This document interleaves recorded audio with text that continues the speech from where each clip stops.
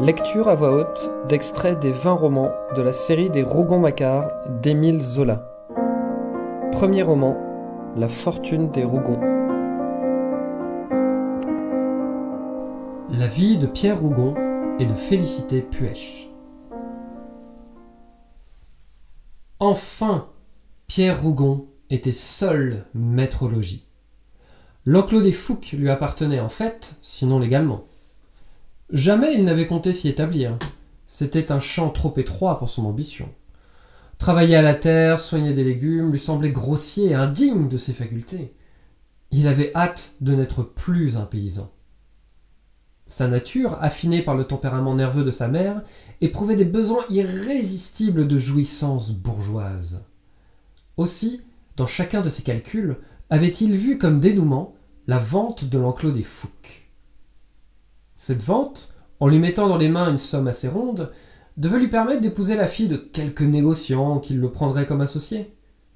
En ces temps-là, les guerres de l'Empire éclaircissaient singulièrement les rangs des jeunes hommes à marier. Le parent se montrait moins difficile dans le choix d'un gendre. Pierre se disait que l'argent arrangerait tout, et qu'on passerait aisément sur les commérages du faubourg.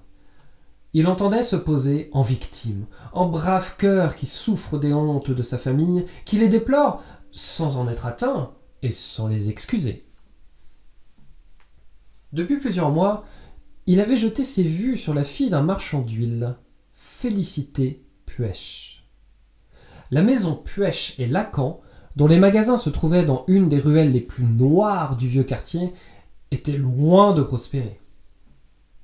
Elle avait un crédit douteux sur la place, on parlait vaguement de faillite. Ce fut justement à cause de ces mauvais bruits que Rougon dressa ses batteries de ce côté. Jamais un commerçant à son aise ne lui donnait sa fille. Il comptait arriver lorsque le vieux Puech ne saurait plus par où passer, lui acheter Félicité et relever ensuite la maison par son intelligence et son énergie. C'était une façon habile de gravir un échelon, de s'élever d'un cran au-dessus de sa classe. Il voulait avant tout fuir cet affreux faubourg où l'on clabaudait sur sa famille, faire oublier les sales légendes en effaçant jusqu'au nom de l'enclos des Fouques. Aussi, les rues puantes du vieux quartier lui semblaient-elles un paradis. Là seulement, il devait faire peau neuve. Bientôt, le moment qu'il guettait arriva. La maison Puech et Lacan râlait. Le jeune homme négocia alors son mariage avec une adresse prudente. Il fut accueilli, sinon comme un sauveur, du moins comme un expédient nécessaire et acceptable. Le mariage arrêté, il s'occupa activement de la vente de l'enclos. Le propriétaire du Jamais Frein, désirant arrondir ses terres, lui avait déjà fait des offres à plusieurs reprises. Un mur mitoyen, bas et mince, séparait seuls les deux propriétés. Pierre spécula sur les désirs de son voisin, homme fort riche, qui, pour contenter un caprice, alla jusqu'à donner 50 000 francs de l'enclos. C'était le payer 2 fois sa valeur. D'ailleurs, Pierre se faisait tirer l'oreille avec une sournoiserie de paysan, disant qu'il ne voulait pas vendre, que sa mère ne consentirait jamais à se défaire d'un bien où les Fouques, depuis près de 2 siècles, avaient vécu de père en fils. Tout en paraissant hésiter, il préparait la vente. Des inquiétudes lui étaient venues. Selon sa logique brutale, l'enclos lui appartenait, il avait le droit d'en disposer à son gré. Cependant, au fond de cette assurance s'agitait le vague pressentiment des complications du code. Il se décida à consulter indirectement un huissier du faubourg. Il en apprit de belles. D'après l'huissier, il avait les mains absolument liées. Sa mère seule pouvait aliéner l'enclos, ce dont il se doutait. Mais ce qu'il ignorait, ce qui fut pour lui un coup de massue, c'était qu'Ursule et Antoine, les bâtards, les louveteaux, eussent des droits sur cette propriété. Comment ? Ces canailles allaient le dépouiller, le voler, lui, l'enfant légitime. Les explications de l'huissier étaient claires et précises. La jeune femme, selon la loi, était rentrée en possession de cette fortune à la mort de son mari. D'un autre côté, Macquart et Adélaïde avaient reconnu leurs enfants, qui dès lors devaient hériter de leur mère. Comme unique consolation, Pierre apprit que le code rognait la part des bâtards au profit des enfants légitimes. Cela ne le consola nullement. Il voulait tout. Il n'aurait pas partagé 10 sous entre Ursule et Antoine. Cette échappée sur les complications du code lui ouvrit de nouveaux horizons, qu'il sonda d'un air singulièrement songeur. Il comprit vite qu'un homme habile doit toujours mettre la loi de son côté. Et voici ce qu'il trouva, sans consulter personne, pas même l'huissier, auquel il craignait de donner l'éveil. Il savait pouvoir disposer de sa mère comme d'une chose. Un matin, il la mena chez un notaire et lui fit signer un acte de vente. Pourvu qu'on lui laissât son taudis de l'impasse Saint-Mitre, Adélaïde aurait vendu la ville de Plassans. Pierre lui assurait d'ailleurs une rente annuelle de 600 francs et lui jurait ses grands dieux qu'il veillerait sur son frère et sa sœur. Un tel serment suffisait à la bonne femme. Elle récita au notaire la leçon qu'il plut à son fils de lui souffler. Le lendemain, le jeune homme lui fit mettre son nom au ban à reçu, dans lequel elle reconnaissait avoir touché 50 000 francs comme prix de l'enclos. Ce fut là son coup de génie, un acte de fripon. Il se contenta de dire à sa mère, étonnée d'avoir assigné un pareil reçu, lorsqu'elle n'avait pas vu un centime des 50 000 francs, que c'était une simple formalité, ne tirant pas à conséquence. En glissant le papier dans sa poche, il pensait « Maintenant, les louveteaux peuvent me demander des comptes. Je leur dirai que la vieille a tout mangé. Ils n'oseront jamais me faire un procès. » 8 jours après, le mur mitoyen n'existait plus. La charrue avait retourné la terre des plants de légumes. L'enclos des Fouques, selon le désir du jeune Rougon, allait devenir un souvenir légendaire.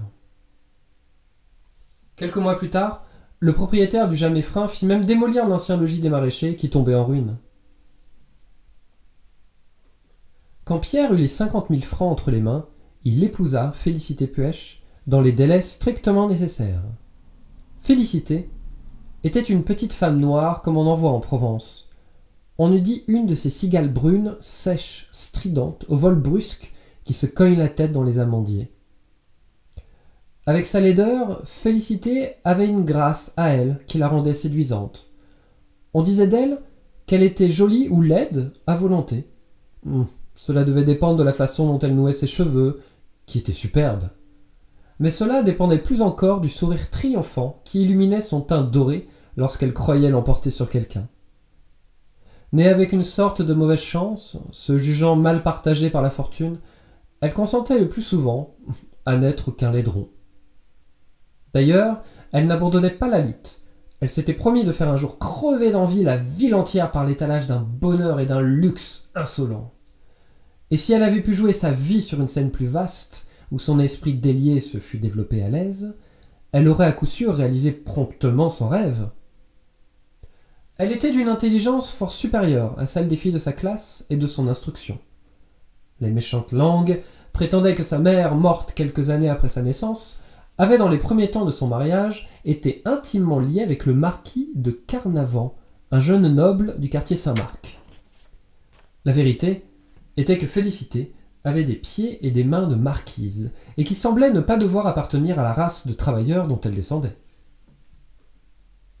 Le vieux quartier s'étonna un mois durant de lui voir épouser Pierre Rougon, ce paysan à peine dégrossi, cet homme du faubourg dont la famille n'était guère en odeur de sainteté.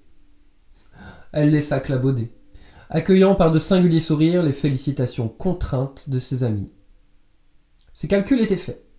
Elle choisissait Rougon en fille qui prend un mari comme on prend un complice.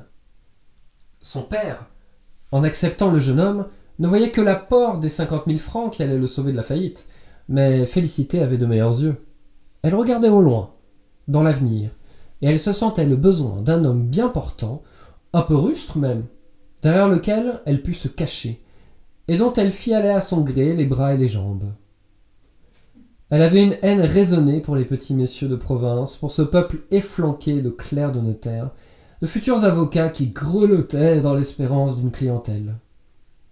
Sans la moindre dot, désespérant d'épouser le fils d'un gros négociant, elle préférait 1000 fois un paysan qu'elle comptait employer comme un instrument passif à quelque maigre bachelier qui l'écraserait de sa supériorité de collégien et la traînerait misérablement toute la vie à la recherche de vanités creuses. Elle pensait que la femme doit faire l'homme. Elle se croyait de force à tailler un ministre dans un vacher. Ce qui l'avait séduite chez Rougon, c'était la carrure de la poitrine, le torse trapu et ne manquant pas d'une certaine élégance. Un garçon ainsi bâti devait porter avec aisance et gaillardise le monde d'intrigues qu'elle rêvait de lui mettre sur les épaules. Si elle appréciait la force et la santé de son mari, elle avait d'ailleurs su deviner qu'il était loin d'être un imbécile. Sous la chair épaisse, elle avait flairé les souplesses sournoises de l'esprit. Mais elle était loin de connaître son Rougon. Elle le jugeait encore plus bête qu'il n'était. Quelques jours après son mariage, ayant fouillé par hasard dans le tiroir d'un secrétaire, elle trouva le reçu des 50 000 francs signés par Adélaïde. Elle comprit et fut effrayée. Sa nature, d'une honnêteté moyenne, répugnait à ces sortes de moyens. Mais dans son effroi, il y eut de l'admiration. Rougon devint à ses yeux un homme très fort. Le jeune ménage se mit bravement à la conquête de la fortune. La maison Puech et Lacan se trouvait moins compromise que Pierre ne le pensait. Le chiffre des dettes était faible, l'argent seul manquait. En province, le commerce a des allures prudentes qui le sauvent des grands désastres. Les Puech et Lacan étaient sages parmi les plus sages. Ils risquaient 1 millier d'écus en tremblant. Aussi, leur maison, un véritable trou, n'avait-elle que très peu d'importance. Les 50 000 francs que Pierre apporta suffirent pour payer les dettes et pour donner au commerce une plus large extension. Les commencements furent heureux. Pendant 3 années consécutives, la récolte des oliviers donna abondamment. Félicité par un coup d'audace qui effraya singulièrement Pierre et le vieux Puech, leur fit acheter une quantité considérable d'huile qu'ils amassèrent et gardèrent en magasin. Les 2 années suivantes, selon les pressentiments de la jeune femme, la récolte manqua. Il y eut une hausse considérable, ce qui leur permit de réaliser de gros bénéfices en écoulant leurs provisions. Peu de temps après ce coup de filet, Puech et le sieur Lacan se retirèrent de l'association, contents des quelques sous qu'ils venaient de gagner, mordus par l'ambition de mourir rentiers. Le jeune ménage, resté seul maître de la maison, pensa qu'il avait enfin fixé la fortune. « Tu as vaincu ma malchance !» disait parfois Félicité à son mari. Une des rares faiblesses de cette nature énergique était de se croire frappée de malchance. Jusque-là, prétendait-elle, rien ne leur avait réussi à elle ni à son père, malgré leurs efforts. La superstition méridionale aidant, elle s'apprêtait à lutter contre la destinée, comme on lutte contre une personne en chair et en os qui chercherait à vous étrangler. Les faits ne tardèrent pas à justifier étrangement ses appréhensions. La malchance revint, implacable. Chaque année, un nouveau désastre ébranla la maison Rougon. Un banqueroutier lui emportait quelques milliers de francs. Les calculs probables sur l'abondance des récoltes devenaient faux par suite de circonstances incroyables. Les spéculations les plus sûres échouaient misérablement. Ce fut un combat, sans trêve, ni merci. « Tu vois bien que je suis née sous une mauvaise étoile, » disait amèrement Félicité. Et elle s'acharnait cependant, furieuse, ne comprenant pas pourquoi elle, qui avait eu le flair si délicat pour une première spéculation, ne donnait plus à son mari que des conseils déplorables. Pierre, abattu, moins tenace, aurait 20 fois liquidé sans l'attitude crispée et opiniâtre de sa femme. Elle voulait être riche. Elle comprenait que son ambition ne pouvait bâtir que sur la fortune. Quand ils auraient quelques centaines de mille francs, ils seraient les maîtres de la ville. Elle ferait nommer son mari à un poste important. Elle gouvernerait. Ce n'était pas la conquête des honneurs qui l'inquiétait. Elle se sentait merveilleusement armée pour cette lutte. Mais elle restait sans force devant les premiers sacs d'écus à gagner. Si le maniement des hommes ne l'effrayait pas, elle éprouvait une sorte de rage impuissante en face de ces pièces de 100 sous, inertes, blanches et froides, sur lesquelles son esprit d'intrigue n'avait pas de prise et qui se refusaient stupidement à elle. Pendant plus de 30 ans, la bataille dura. Lorsque Puech mourut, ce fut un nouveau coup de massue. Félicité, qui comptait hériter d'une 40aine de mille francs, apprit que le vieil égoïste, pour mieux dorloter ses vieux jours, avait placé sa petite fortune à fond perdu. Elle en fit une maladie. Elle s'aigrissait peu à peu, elle devenait plus sèche, plus stridente. À la voir tourbillonner du matin au soir autour des jarres d'huile, on eût dit qu'elle croyait activer la vente par ses vols continuels de mouches inquiètes. Son mari, au contraire, s'apesantissait. La malchance l'engraissait, le rendait plus épais et plus mou. Ces 30 années de lutte ne les menèrent cependant pas à la ruine. À chaque inventaire annuel, ils joignaient à peu près les deux bouts. S'ils éprouvaient des pertes pendant une saison, ils les réparaient la saison suivante. C'était cette vie au jour le jour qui exaspérait Félicité. Elle eût préféré une belle et bonne faillite. Peut-être auraient-ils pu alors recommencer leur vie, au lieu de s'entêter dans l'infiniment petit, de se brûler le sang pour ne gagner que leur strict nécessaire. En un tiers de siècle, ils ne mirent pas 50 000 francs de côté.